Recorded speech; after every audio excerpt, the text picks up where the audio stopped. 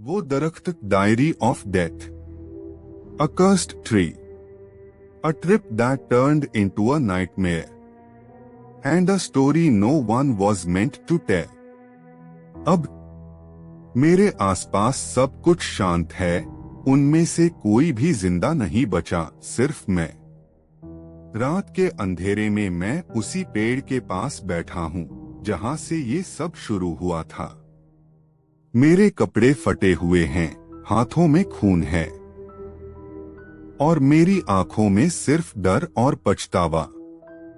मैं चीखना चाहता हूँ, लेकिन कोई सुनने वाला नहीं है। कहाँ गलती हुई? क्यों गए थे हम उस रास्ते पर?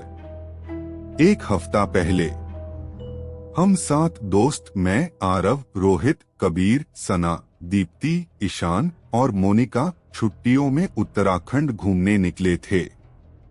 प्लान था एक वाटरफॉल घूमने का, जो लोकल लोगों के हिसाब से छुपा हुआ स्वर्ग था।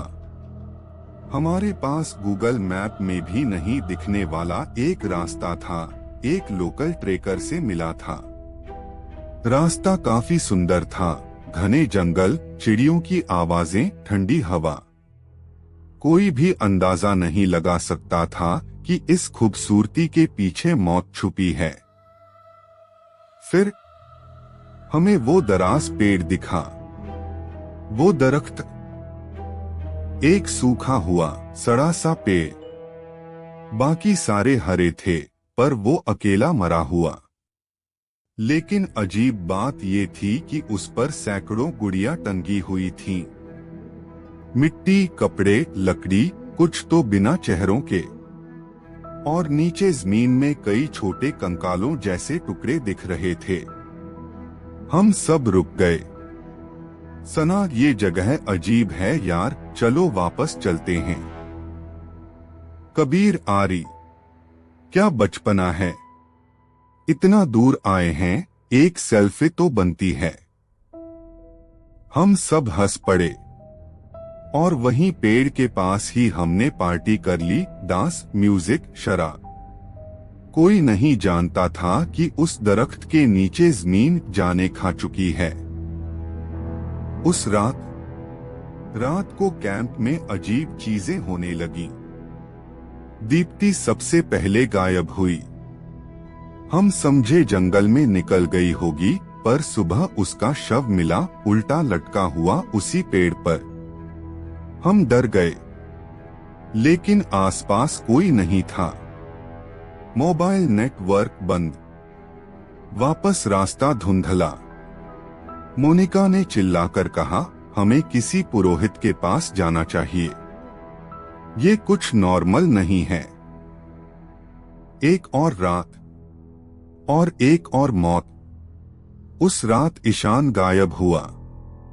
उसकी आंखें फटी हुई मिली, जैसे कुछ ऐसा देखा हो जिसे इंसानी दिमाग बर्दाश्त नहीं कर सकता।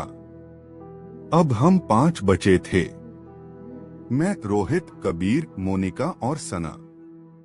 हम वापस भागना चाहते थे, लेकिन रास्ता बार बार घूमकर उसी पेड़ पर वापस ले आता, जैसे जंगल खुद हमें घुमा रहा हो।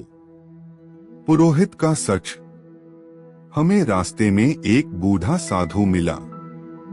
उसने जैसे ही हमारी शक्लें देखी, बोला, तुम लोग इस पेड़ के पास गए थे, तुम्हें मरना होगा, वक्त कम है। हमने हाथ जोड़ लिए। तब उसने एक पुराना नक्शा निकाला। उस दरख्त के नीचे एक शापित आत्मा बंधी है, जो हर साल नए इंसानों को खाने के लिए जंगल को बुलाती है, और अगर उसकी गुड़ियों को कोई छेड़े, वो आत्मा जाग जाती है। और हमने गुड़ियों के बीच में डांस किया था। रक्षा का रास्ता। साधु ने कहा, एक आखिरी उपाय है, गुड़ियों को उसी जगह वापस रखो, बिना पीछे देखे जंगल से बाहर निकल जाओ, और कोई मरा नहीं होना चाहिए। अगर कोई मरा, आत्मा छूट जाएगी। पर तब तक बहुत देर हो चुकी थी। कबीर की मौत। कबीर डर के मारे भागा। हम चिल्लाते रहे, रुक जा। लेकिन उसने पीछे देखा और वहीं पर उसकी गर्दन अपने आप मरोड़ दी गई। हम अब सिर्फ 3 बचे थे, मैं, सना और रोहित। अंतिम यज्ञ और अंतिम बलिदान। हमने सारी गुड़िया उसी पेड़ पर चुपचाप लटकाई। जंगल थम गया था। हवा बंद। एक डरावनी शांति। रोहित पीछे मुड़ गया, बस 1 सेकंड के लिए, और उसकी चीखें आखिरी थीं जो मैंने सुनी। अब सिर्फ मैं और सना बचे थे। हम दोनों जंगल से भाग निकले, लगभग, क्योंकि सना के पैरों के निशान अचानक गायब हो गए। वो मेरे साथ थी, फिर एक पल में नहीं थी। सिर्फ उसकी चूड़ी जमीन पर गिरी थी। और अब मैं अकेला हूं। हर रात वही सपना आता है, वो दरख्त, वो गुड़िया और सना की आवाज जो बुला रही होती है। मैं उठता हूं पसीने में लथपथ। लेकिन कभी कभी जब मैं आईने में खुद को देखता हूं, सपना या सच्चाई। आज सुबह मेरे तकिए के पास एक चीज मिली, सना की टूटी चूड़ी। मैंने किसी को नहीं बताया, लेकिन अब मुझे समझ में आया, मैं वहां से कभी लौटा ही नहीं। Twist ending 2। ये कहानी किसने लिखी?